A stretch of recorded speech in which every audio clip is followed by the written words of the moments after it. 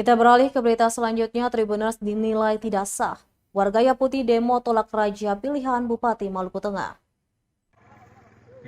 Warga Yaputih, Kecamatan Tehoru menyampaikan protes di kantor Bupati Maluku Tengah Kamis 23 Juni 2022. Aksi demonstrasi ini dilandasi Bupati Maluku Tengah Abu Atwa Sikal seenaknya menunjuk Yurisma Tehuwayo sebagai Raja Yaputih. Warga menuntut Bupati membatalkan surat keputusan pelantikan Yurisma Tehuwayo sebagai Raja Yaputih. Pasalnya menurut mereka penunjukan itu tidak sah.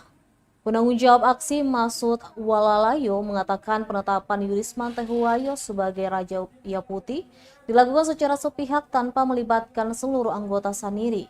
Pelantikan tersebut lanjut dia juga menggunakan peraturan negeri yang cacat secara prosedur hukum. Harusnya, kata dia, pelantikan itu mengakomodir suara masyarakat Yaputih. Sebelumnya warga Yaputih telah menyampaikan poin-poin tuntutan kepada Yurisma Tehuwayo dan Saniri sebagai upaya solusi damai. Namun Yurisma menolak poin tuntutan itu dengan alasan yang tidak mendasar. Warga pun melakukan aksi penyegelan kantor pemerintahan negeri agar pemerintah negeri dan Saniri.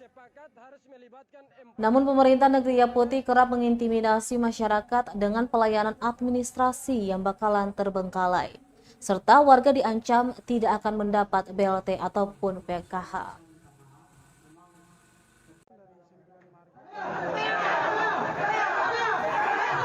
Dari 9 SOA itu telah sepakat harus melibatkan 4 SOA sebagai mata rumah yang berhak perintah di negeri Yaputih. Itu berdasarkan fakta sejarah pemerintahan di negeri Yaputih yang kemudian ini tidak diindahkan oleh Bupati Maluku Tengah, Kabak Hukum maupun Kabak Pemerintahan. Padahal beberapa kesempatan sebelumnya itu kami sudah melakukan pendekatan secara persuasif kepada beliau-beliau agar melakukan peninjauan kembali terhadap proses pengusulan kepala pemerintah negeri Yaputih. Tetapi mereka tidak mengindahkan hal itu.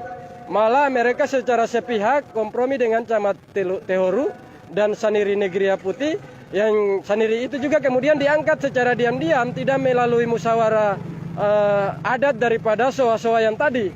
Saniri itu diangkat secara sepihak oleh kepala pemerintah negeri Yaputih, lalu secara diam-diam mereka melakukan pengusulan calon kepala pemerintah negeri ke camat dan camat tindak lanjuti ke bupati. Nah, bupati juga tidak melakukan observatif kepada masyarakat negeri Yaputih, tidak turun melalui Kabak Hukum dan Kabak Pemerintahan, tidak mengkaji lagi, langsung serta-merta melakukan proses pelantikan. Nah, ini proses pembodohan. Semua hal yang dilakukan terhadap proses pelantikan kepala pemerintah negeri Yaputih itu cacat hukum. Nah, tidak mengakomodir hak-hak adat daripada masyarakat dan 9 SOA atau 9 marga di negeri Yaputih. Nah, itu yang menjadi tuntutan kami yang paling utama.